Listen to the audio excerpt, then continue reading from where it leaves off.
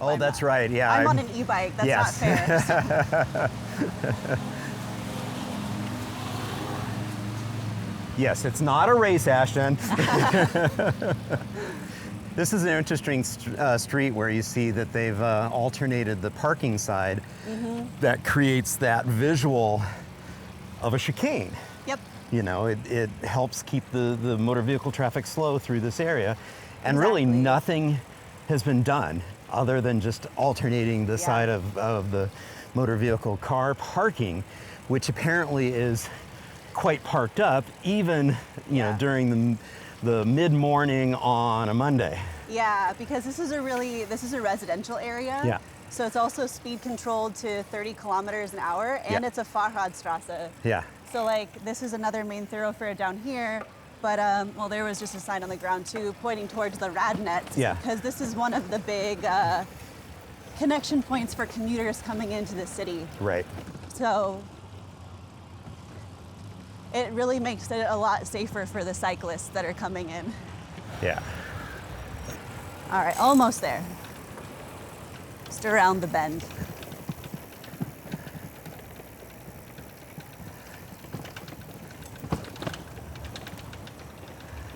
Cool little bridge or tunnel here, underpass. All right. This is where I wanted to take you. Yay! Fantastic. All right. Well, now that we're on this beautiful little facility, why don't you introduce yourself? Yeah. So my name is Ashton Schottler, and I am the voice behind the channel Type Ashton. And a lot of what I talk about on my channel are different socioeconomic differences between the United States and Germany.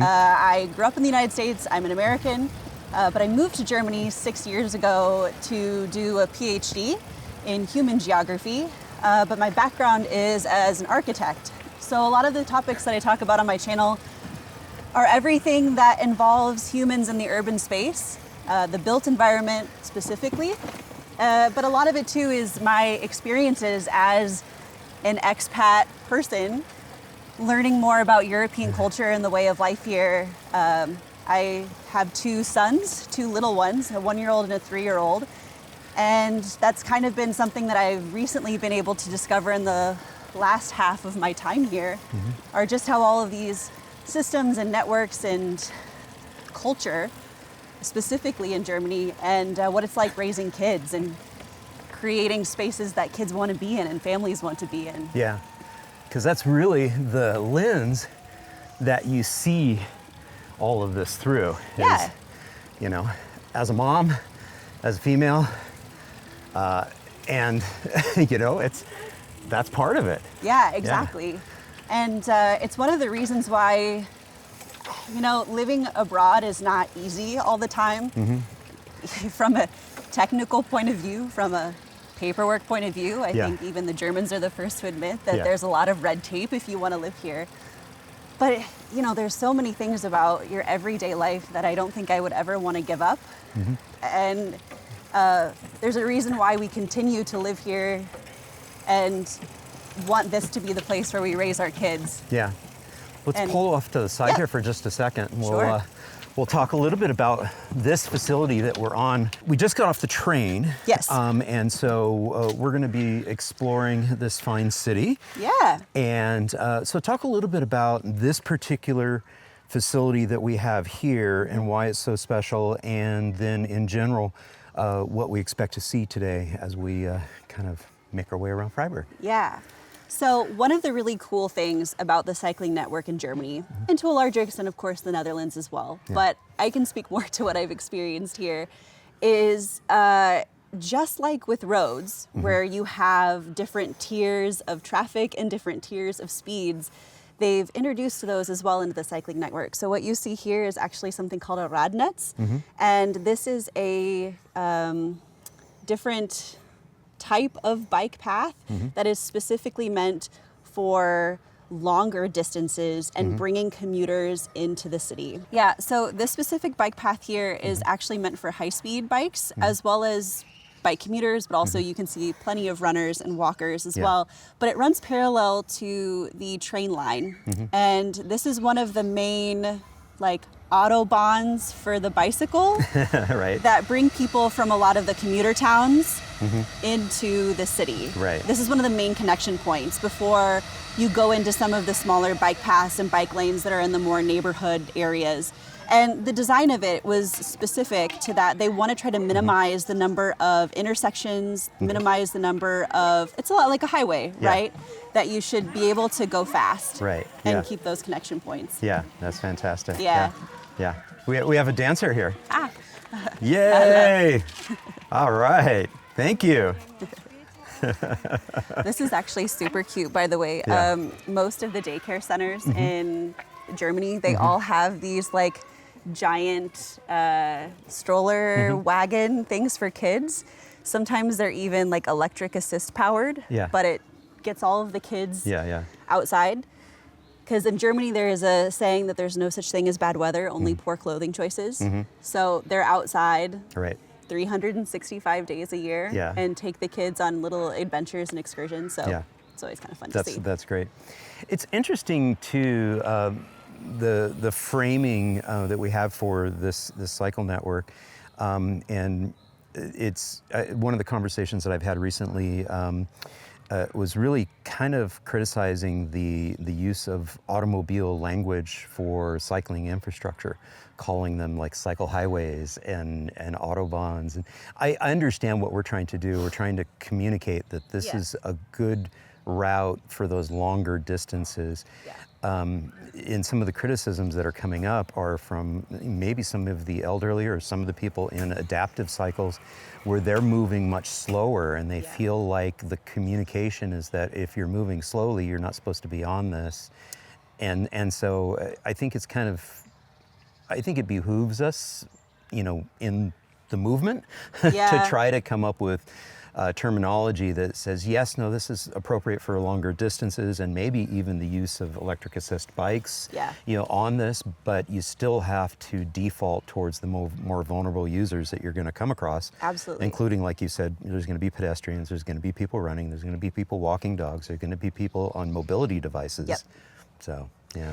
Yeah, and I think there's two, I think it maybe translates a little bit better in Germany because, for example, on the Autobahn, we're famous for not having any speed limits. Right. Well, there are Right. in many sections, Right. but there are sections Yeah. without speed limits. Yeah. But it's always the responsibility of the people who are going excessively fast to be hyper aware of their surroundings and to be able to be in control of their vehicle at all times so that if they come up on a slower car, if they come up on a traffic jam, that they have to be responsible. Like just because you can go fast doesn't mean it's appropriate for all Right.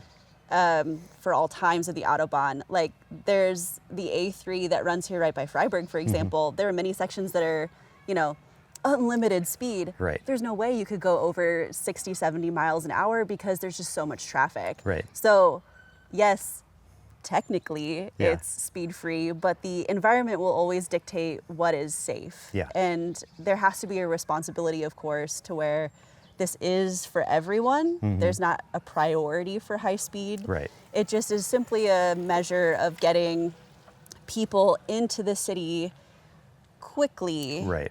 in a separated bike path that is safe. Yeah, it's almost like it's a seamless sort of connection. Yeah. And there's less friction because you don't have as many intersections. Correct. And so that's where the fast comes from.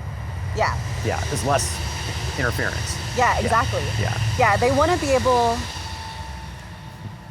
Yeah, they want to be able to have a network, of course, where you can go quickly into the big quadrants of the city, and then once you leave on the smaller bike paths that are, smaller because either they're shared with the street, for example. Right. Yeah, that you aren't on those tertiary streets for as long. Yeah.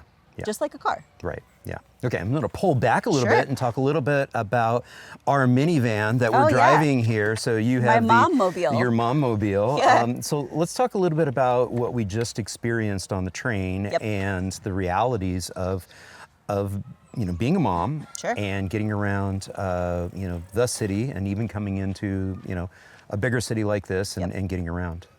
Yeah, so Freiburg is a wonderful example of a city where it is much more efficient, not just from an energy point of view, but a time point of view to get around by bicycle. I can take the train with my bike and I can be in the city of center of Freiburg in 19 minutes from the village where I live. If I go by car, it's 45. Right. And so just from a time perspective, that's a big deal. But, it's a little difficult sometimes with a big behemoth like this guy. Like we tried to get off at a station and I wasn't quick enough with turning this thing around. It has a turn radius of a yacht, right? So it might not be the most agile of bicycle choices that I have, but one of the things that I love so much about it though is going around from place to place with my kids. Like they have more of a participatory experience in getting from point A to point B. Right. Like they actually are looking around at where they are. Like we leave our neighborhood and my oldest son is like waving to all the neighbors as he goes by and recognizing every single construction machinery type that we pass. Like that's his job, is to point them out as we go. Yeah. But it's just a lot of fun and they enjoy it and I enjoy it. Yeah. And Yeah. And the reason why we chose this particular machine for today's excursion is because it's a nice upright feel. It's not, you don't feel like you're racing because you're on a more aggressive gravel bike. So definitely. Yeah. All right. Here we go.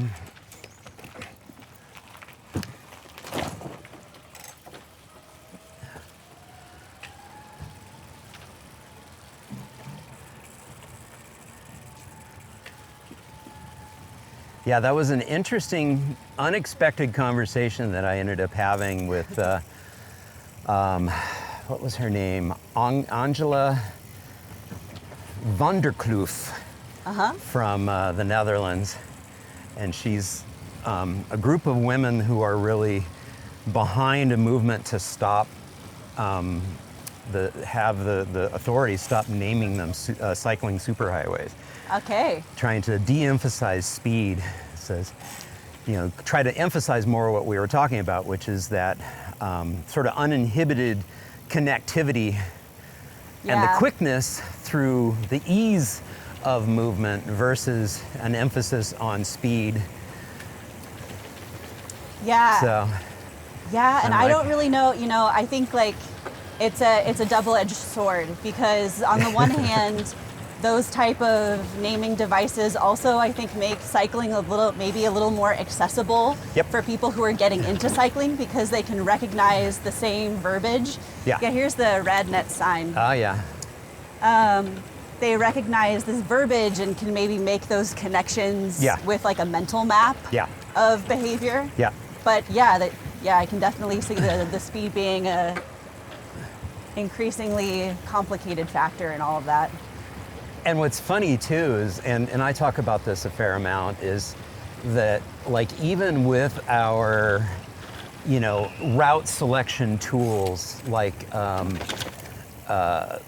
Google Maps or whatever, they'll come up with routes, but they almost always prioritize the fastest route. Yeah, correct. And so it's kind of like an overly American sort of default towards speed and time. Yeah.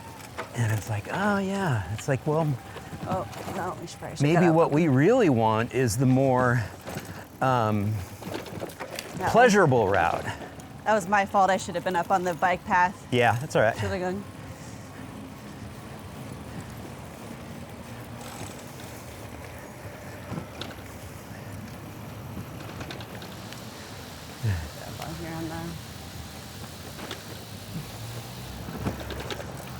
Now, Ashton, we haven't been out more than 15 minutes and you're trying to kill me. Well, and we're going to cross over the street here again, too. Yeah. Apologies. This isn't my normal stomping grounds, so I'm not as quick with the... Well, you were quick to blame yourself. Well, and it's I'm going to swing over to this side yeah. and point out to you that they could have done a much better job on the cycle network design, because at the very last second, you get a little emblem that says, oh, you need to be up there. Yeah. They could have done much better. Okay, well, thank you. I'll use that as my excuse. Yeah. And that's one of the things that the Dutch do so well with the cohesiveness of their network. Sure. Is it's a different color. Yes. It's the Dutch red, and it's continuous up onto, that facility. So there wouldn't be a confusion to that. Well, and so if you want to get confused even more, okay, so check this out. Yeah. This used to be the bike path here, and Yeah. that was the sidewalk. However, it became so dangerous with all of these crossings and all of the different driveways that now they've converted it to both being for pedestrians. Yeah, you can see the little pedestrian indication there where previously there was a bike. Yeah. Right, and same on the other side as well. This used to be a separated bike path, but they ended up taking it away because it was actually so much safer simply just to traffic calm the speed on this street and let the cyclists onto the street. Right. And reclaim the sidewalks just simply for pedestrians. Right. But yeah, like right here, you can definitely see. Yeah. Yeah. Which again, maybe adds a little bit to the confusion. Yeah. Like, am I supposed to be up there, or am I supposed to be down here? Yeah. And of course, as you mentioned, we're on, a shared street environment here where it's been traffic calmed and the drivers are expecting to see us. And we are starting to see cities throughout Europe adopt these types of streets, and they are 30-kilometer-per-hour zones. Yep. Again, not to keep using the Dutch as an example, but they'll oftentimes say, okay, for this type of street, we're going to make sure it's paved in either red brick or red asphalt, so it sends a clear message to the drivers that this is a different space. Yeah. Not to be confused with the black asphalt, where it's more likely to be space that you occupy and dominate. That's interesting. Yeah. That's really interesting. So. Yeah, they've started to put the red separations, I've noticed, in the bike paths in Freiburg, closer to Altstadt. They've redone a bunch of bridges that cross over the Dreisam River, and maybe we'll see some today on our bike ride. Okay. But it's only limited to just that area. Yeah. All right, so we're gonna go left here. And I guess we're supposed to be up there again. Nope. No? Yep, no, I think so. So technically here you're supposed to be up. Okay. Which is very confusing, but you can also be down. And I guess that's part of our challenge is, where are we supposed to be? I guess we are supposed to be up here. Yeah. Well, because this is a one-way street. Yeah. So now they want us on the sidewalk. Yeah. But yeah, it's not the greatest necessarily. Well, we're approaching this in a spirit of good fun and learning. Yeah. And for all intents and purposes, this is just so much better than what we see typically in North America. Yeah, right. You sort of have to frame it with everyone's a critic, but. Yeah.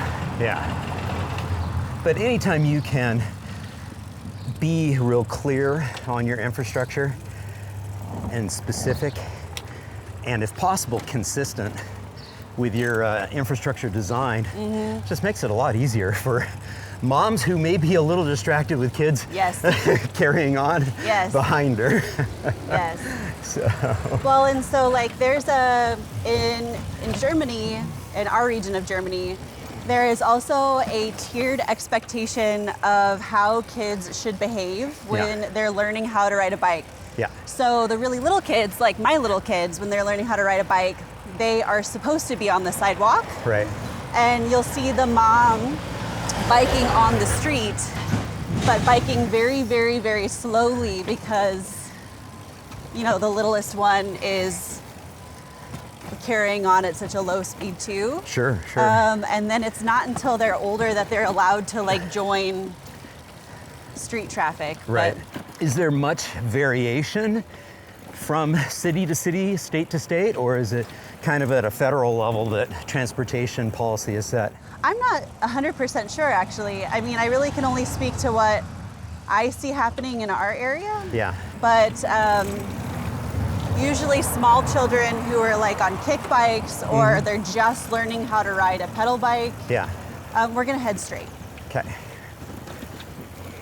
They stay on the sidewalk, Yeah. and then the parents bike alongside them and instructing them on like teaching them the behavior. So we just saw some nice wayfinding signs at that last intersection for Yeah. cyclists, people riding bikes. You had said to me last night that, hey, Freiburg has been known as being a bicycle-friendly community. Yep. I know you don't know a ton about the history, but based on what you do know, tell us about that. Sure. So Freiburg famously has 3 times as many bicycles as cars, Excellent. which is a really fun statistic that I think really goes to show of how outdoorsy everybody is here. Yeah.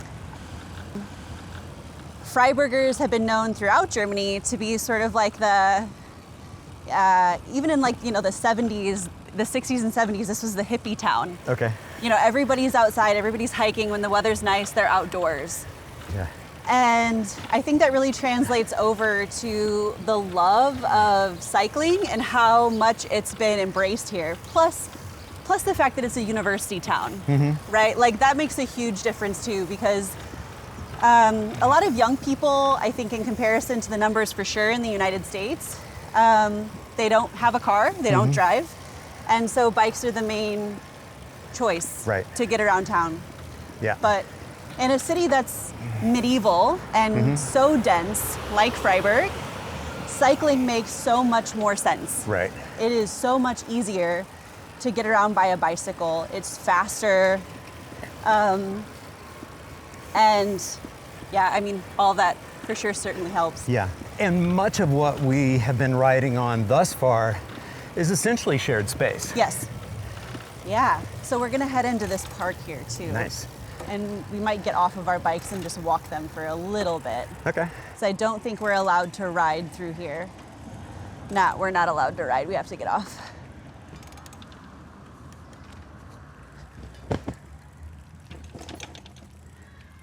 Okay. So this is a good opportunity to slow Ashton down. We're going to force her to walk a little bit.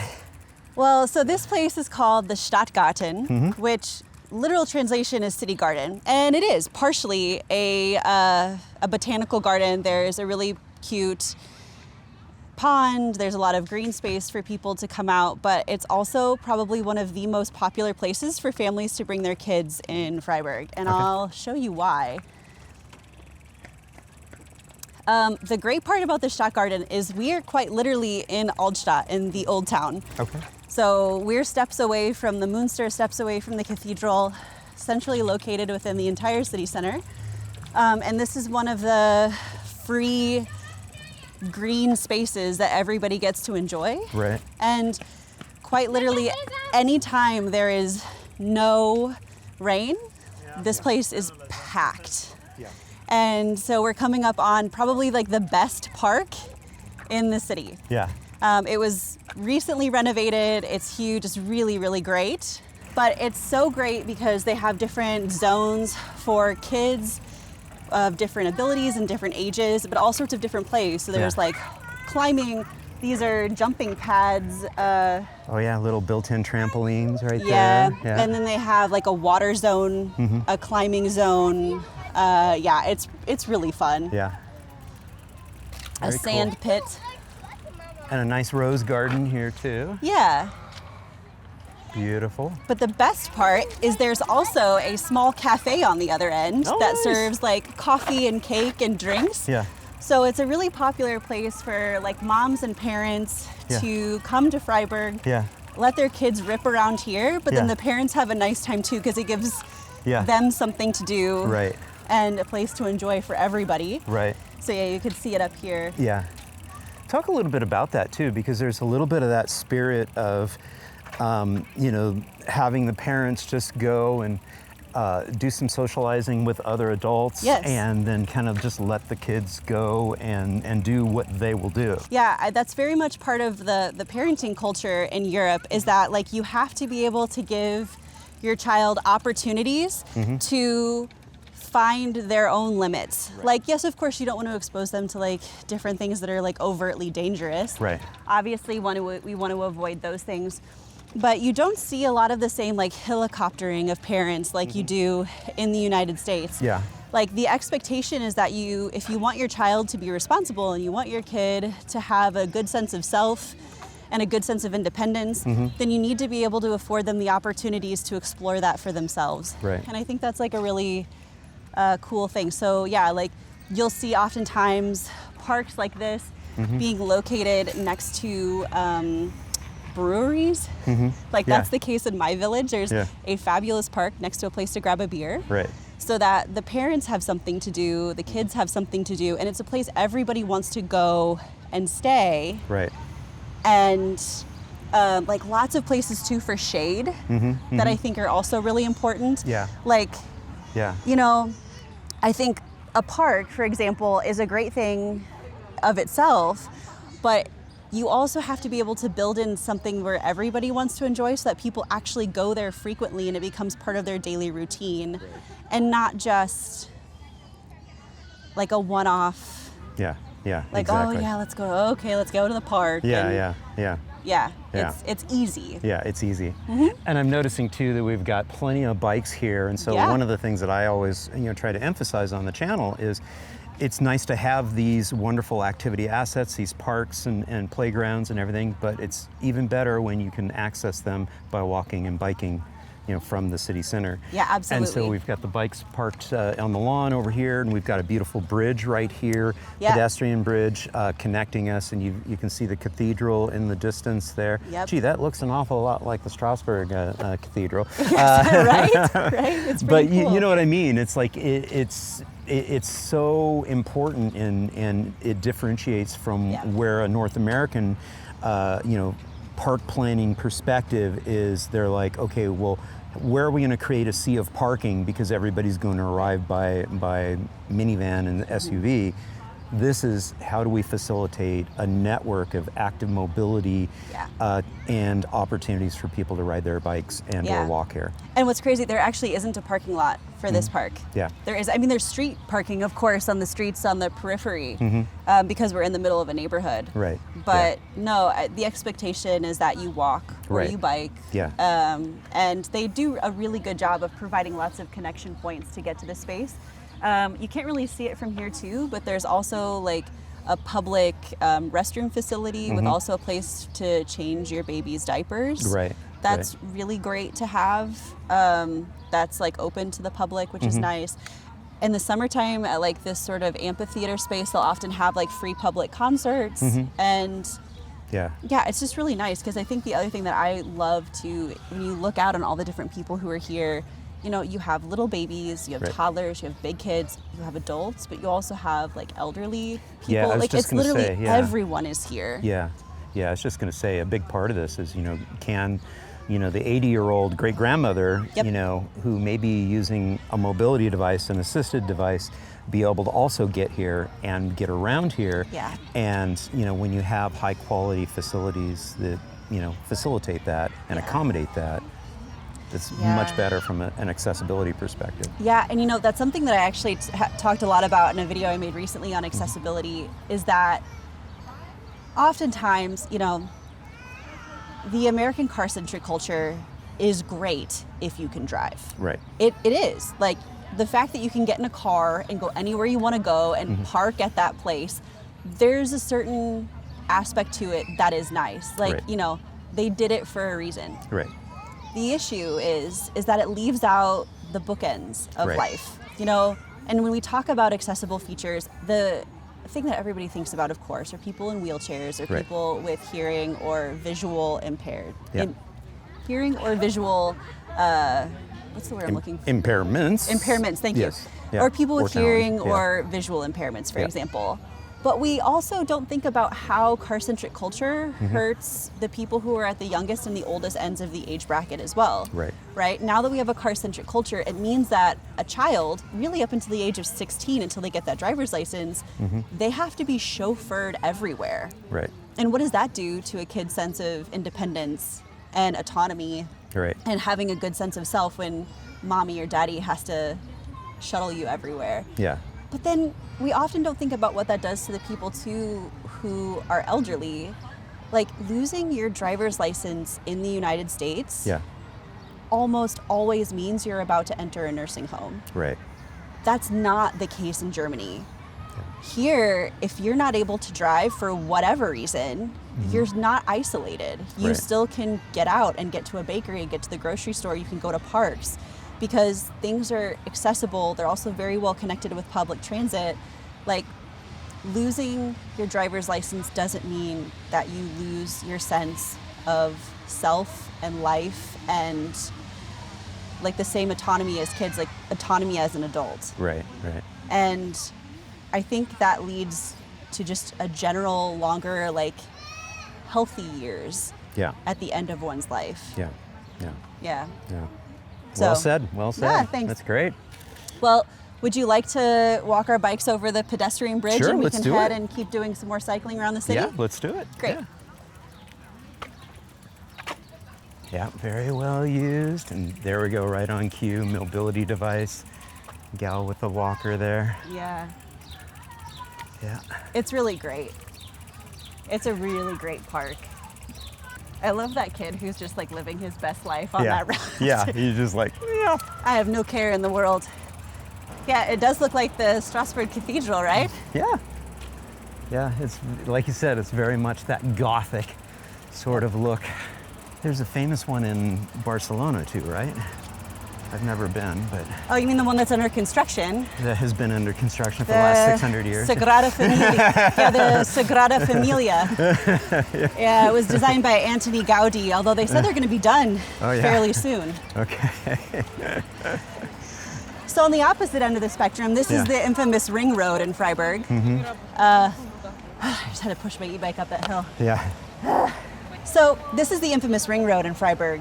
This was put in the post-World War II era when Freiburg was focusing on design for the car Right. and was not really known as being this like bicycle-friendly city per se. And so they've actually been doing a lot of work recently to try to reclaim the Ring Road back for cyclists. You can see that now there's a separated bike path on each side. That's part of it. We'll actually maybe go explore it on the other side too on our little bicycle tour. But before this intersection here behind us, it's actually a one-lane road. A couple of Yeah. years ago, there's a nonprofit organization here in Freiburg that advocated to the city officials with bicycle protests where they shut down the ring road and all the cyclists took over the road, advocating for them to turn one lane of traffic, a whole lane of traffic, solely for bicycles. Right. And they were successful. Like I said, it wasn't this particular section, it's the section on the other side. But prior to them doing that, the only bicycle lane on the ring road was a sidewalk that was next to a giant rock wall. It was incredibly narrow, incredibly unsafe. Yeah. And so, like, it's still not maybe a perfect solution. As you can see, like, you know, it's Yeah. it's still big- sharing spaces with a lot of really busy traffic. Yeah. But it's a work in progress. Right. And it's neat to see the changes that are happening here slowly but surely over time. Yeah. Yeah. And really, I think the point that you really made is that, you know, this got built in an era when motor vehicles were being prioritized. Yeah. And we see the 30 kilometer per hour sign right here. This is a slow speed environment anyways.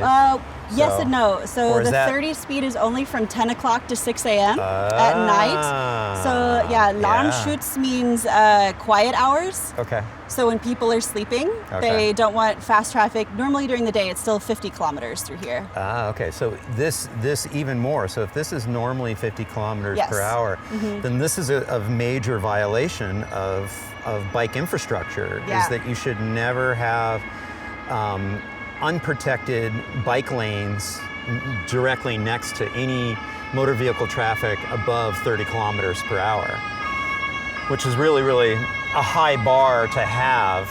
And, you know, because we know that motor vehicle speeds above 30 kilometers per Yeah. hour, fatality rates really skyrocket, Yes. go up. Yeah. Therefore, that sort of test is okay. If you're going faster than 30 kilometers per hour, you need to provide people on bikes with some form of separation and protection. So to avoid the need for even more motor vehicles needing to get through because of emergencies. And that's been actually one of the things that is a reason why Freiburg is starting to put in more of these rad nets. These again, I know like the terminology isn't always the best, but these like bicycle highways with these separated higher speed bike paths. Yeah. Because just as much as they're allowing these main thoroughfares through the city for cars, they want to give an equal equivalent for bicycles as well. Yeah. So that like if you do need to get somewhere quickly through the city, you have that opportunity to do so in a safe environment that is just as equal and just as easy to use. The real point here is that this is a city. This is the heart of the city. Yeah. And really, when you ask what you want your city to be about, it shouldn't be about moving motor vehicles through at high speeds. Right. It really should be about being a people-oriented place. Yeah. And so this is a good example of, transforming the built environment, the streets, space, into more people-oriented spaces. Yeah. It's hard to do when people are used to driving through a city. Yeah. But at the same time, you shouldn't want your city to be a flow through. So. Right. Well, and so one of the things that they did, I don't know if you want to wait till the sounds are gone. All right, at least I turned the siren off. Yeah, so one of the things that they did to the Old Town in the 90s, I believe, believe it was the 90s, is they made it completely pedestrian, like the whole Altstadt is pedestrian friendly. Yeah. So the ring road here still exists because their solution is to put parking garages on the edge of the ring road. And really the only traffic that's allowed in are with special permits. So like people who live in Altstadt and they have to like get to their apartment. But like they've really prioritized the pedestrian. And in fact, much of it's even like no bicycles allowed because because there's so many pedestrians. Right. So they kind of funnel traffic around that way too. Yeah. But yeah, it's always an adjustment because Freiburg is a city of 250,000 people. Right. It's not small. Yeah. And there's a lot of industry here, a lot of people here, a lot of visitors that come through here. Yeah. And a lot of tourists as well. So one of the places right up here, this is where they park all of the tour buses that come in for the different river cruises. Right. And this is their parking point before they enter into the city. Cool. So. And we're gonna walk right past that. Yeah, so let's go head into the city maybe a little bit and we can check it out. Yep. And here are those tour buses we were just mentioning, just outside the historic city center.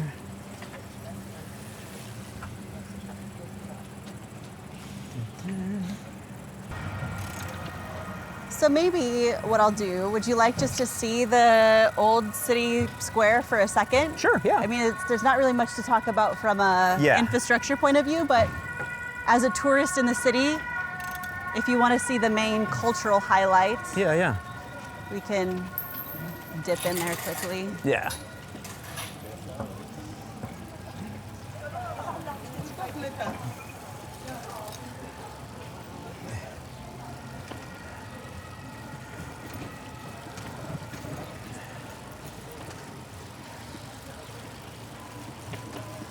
So all right, these are Ashton, make sure you don't jump in the drink there.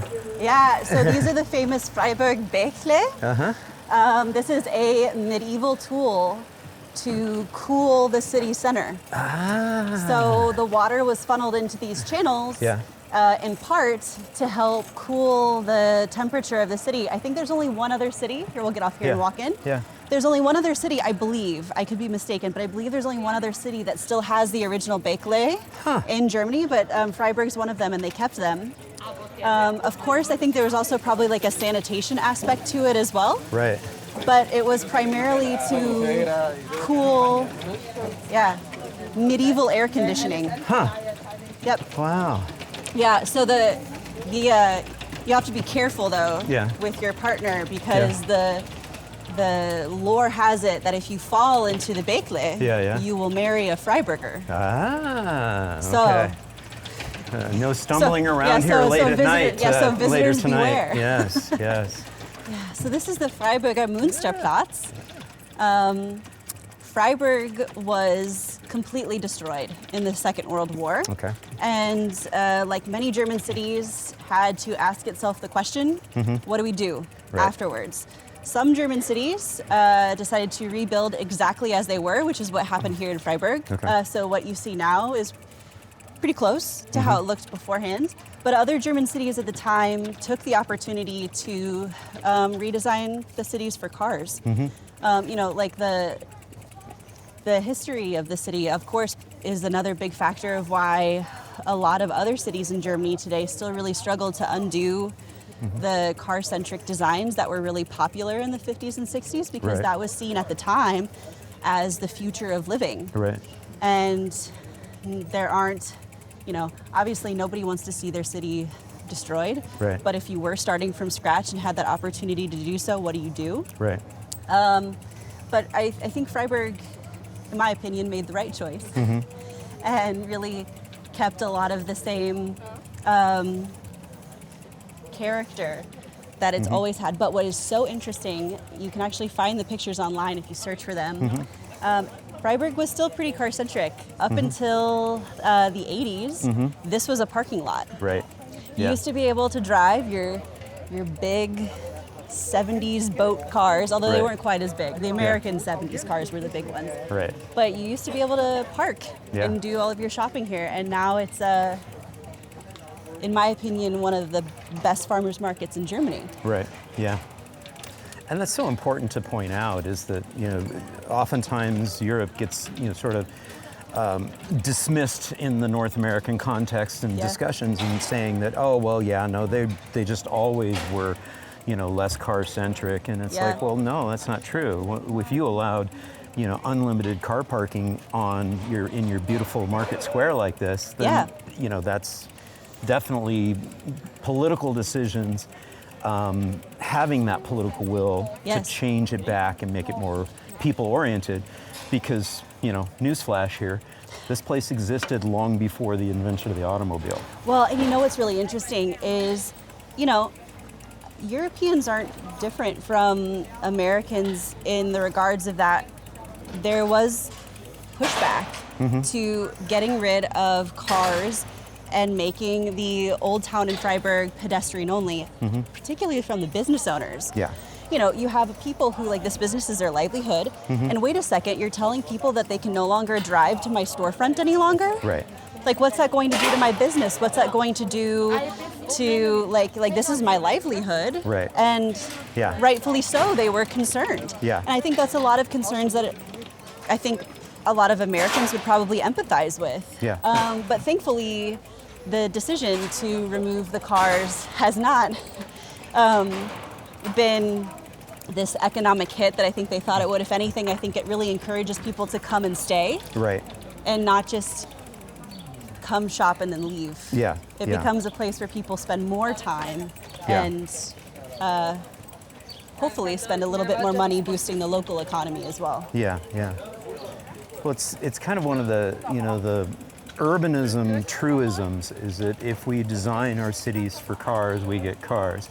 If you design our cities for people, we get people. Exactly.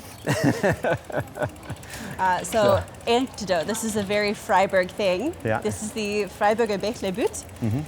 And it's the little wooden boats that you can buy for kids, and they'll pull them on strings all up and down the Bechle. So it's a very, Freiburger Bechleboote. Fantastic. And the backdrop of some brutalism architecture here. Too, since you're an architecture person, you'll appreciate the fact that we've got a little of this with the backdrop of this historic cathedral. So this is Kaiser Josefstrasse. This is the main thoroughfare through Old Town. Okay. This is the bit. Interestingly, this is the city where it actually is illegal to ride your bike through it. Okay. It's a pedestrian-only center, but it's also car-free. Yeah. And there's a lot of life in this part of town, and we're almost also on the edge of the university too. Right. So one of the things I love about the city. It's interesting too, because when we look at, if we just kind of pause and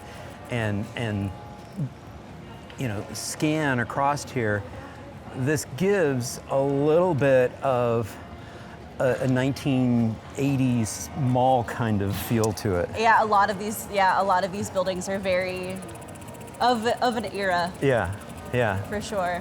yeah. It feels very, very familiar in almost like an eerie kind of way, of of that commercialism and the shopping kind of experience. And obviously there's plenty of people milling about here, and as you mentioned, it's very busy with people. I could imagine it could be even richer and more impressive with an update to the architecture. Sure. Not that I am an architect critic or anything, but again, so this was all completely leveled. Yeah. So there's the old rat house. Yeah. Down So there. now you look back down that way, and again you have a glimpse of some beautiful architecture in the distance there. That's more traditional in nature, and then of course we've got. Dankeschön. Ja, dieses ist meine Mutterauto. Dankeschön. But you know what I mean. It's an interesting thing because, like I said, this whole place was just leveled. Yeah. So with the rebuilding, not all of it went back exactly as it was before. Yeah, clearly. Some of this is clearly, 50s, 60s austerity. Yeah. But it's getting there. Yeah. So this is one of the original clock towers that are still here in the city center too. Oh yeah, look at that. That they redid. Yeah. Back when this used to be car-centric, this used to be a giant intersection with lights. Oh wow. Yeah. And now it's back open. Did they have this center thing when it was an intersection? Do you recall? I don't recall. I know that particular monument was not always there. Okay. There might have been. There's another monument down there that may have been there at the time. Yeah.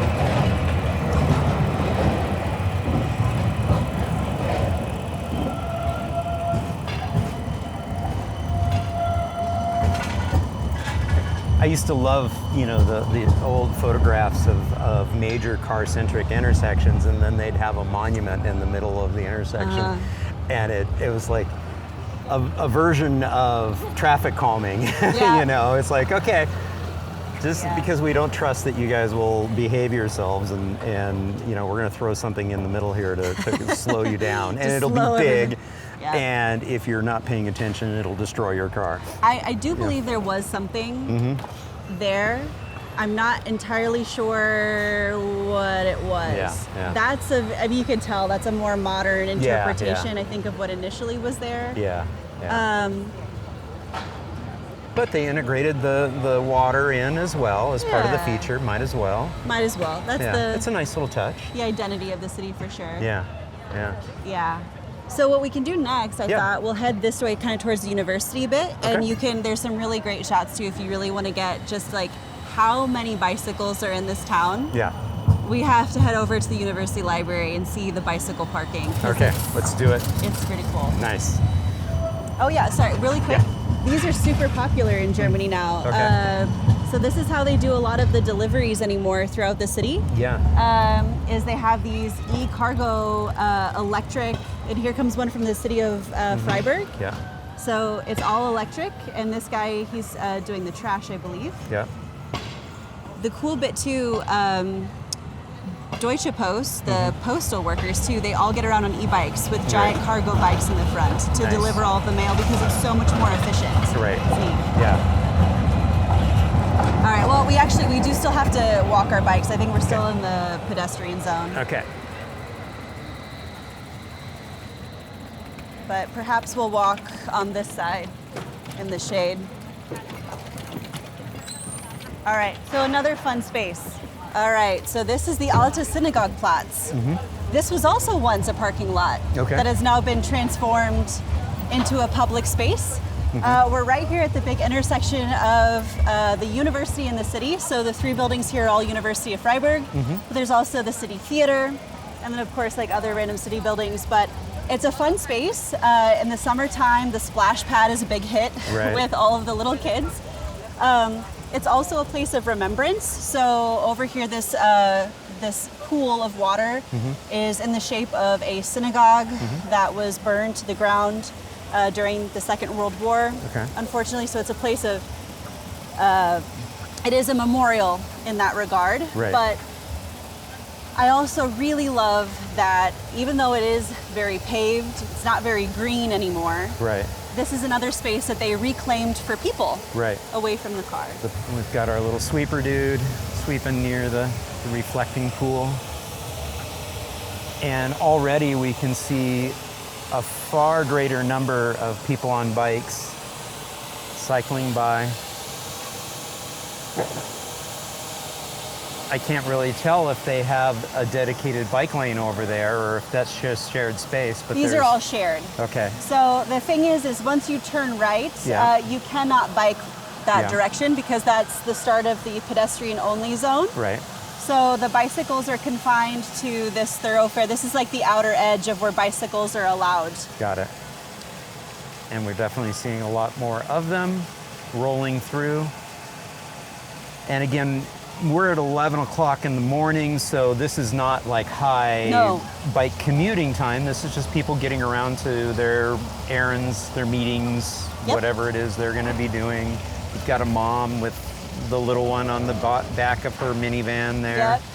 So I should stop calling it a minivan. It's kind of fun. Yeah, it kind of is. All right, we'll keep saying it. Well, let's go. I'll show you here to the university library. Here's the big sea of bicycles. All right, let's go see the sea of bicycles.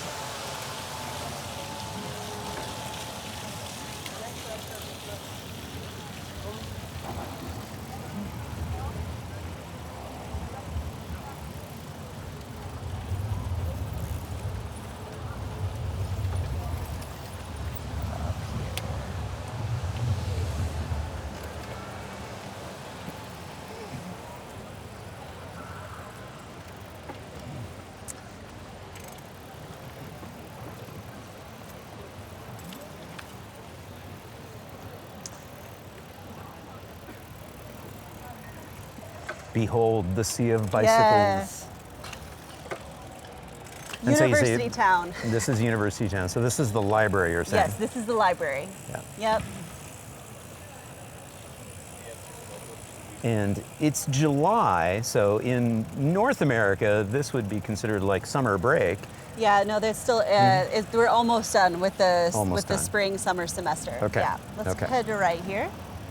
So this is an example of a Fahrradstraße. Bicycles here have priority and are intended to share the street. So there is no separated bike path. It's just meant for bicycles.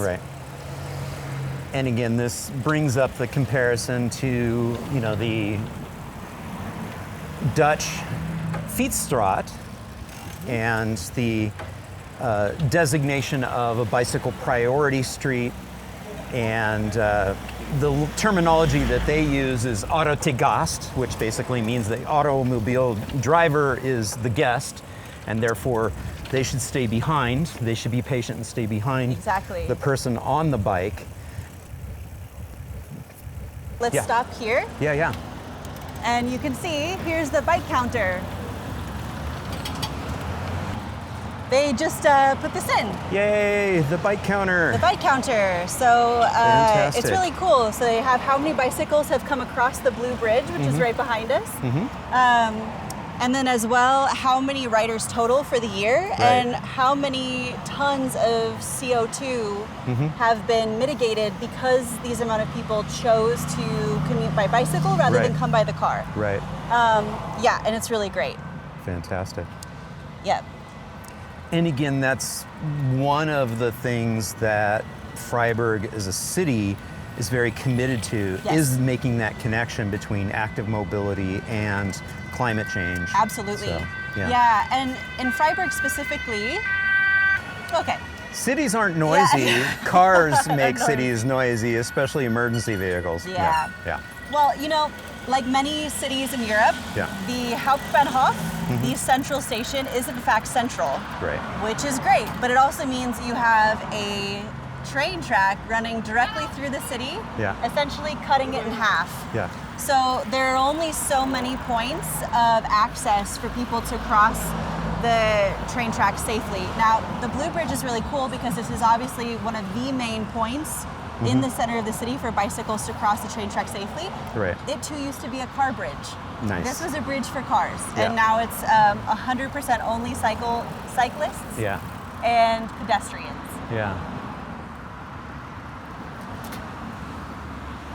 Again, reimagining automobile infrastructure, Yeah. you know, making it more people-oriented, such an important part. Yeah. Yeah, Fantastic. it's a cool cultural thing. The Blue Bridge too. A lot of times in the summertime, people will just sit on the girders, the blue girders over Yeah. the train tracks, and like eat ice cream. Yeah. And it's Yeah. because on the other end too is Stuhlinger Park, which has like another kids park and a big open green space. But yeah, this is a relatively new inclusion here in Freiburg with the actual counter of people. Very nice. Yeah.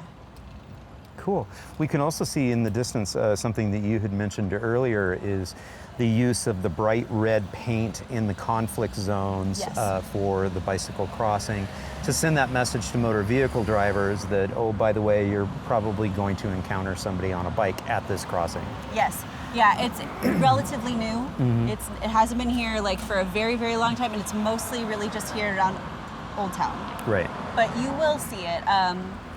Like there's a big intersection up here I can take you to as well to see like where they've actually done the whole bike lane across the entire intersection, which is great. Right. But yeah, Yeah. Fantastic. cool. If we had seen that in that one section, we wouldn't have been confused. Exactly. Exactly. But what we could do, Yep. why don't we go over the Blue Bridge, Okay. but then maybe we'll come back Okay. and we'll go down towards the Dreisam. Hey folks, that brings us to the conclusion of part 1 of my tour of Freiburg with Ashton from the Type Ashton channel. Hey, if you enjoyed this, please give it a thumbs up, leave a comment down below, and share it with a friend. And be sure to tune in a few days for part 2. Again, thank you all so much for tuning in. I really do appreciate it. And until next time, this is John signing off by wishing you much activity, health, and happiness. Cheers. And a huge shout out to all my Active Towns ambassadors supporting the channel via YouTube Super Thanks, Buy Me a Coffee, Patreon, as well as making contributions to the nonprofit. I could not do this without you. Thank you all so very much.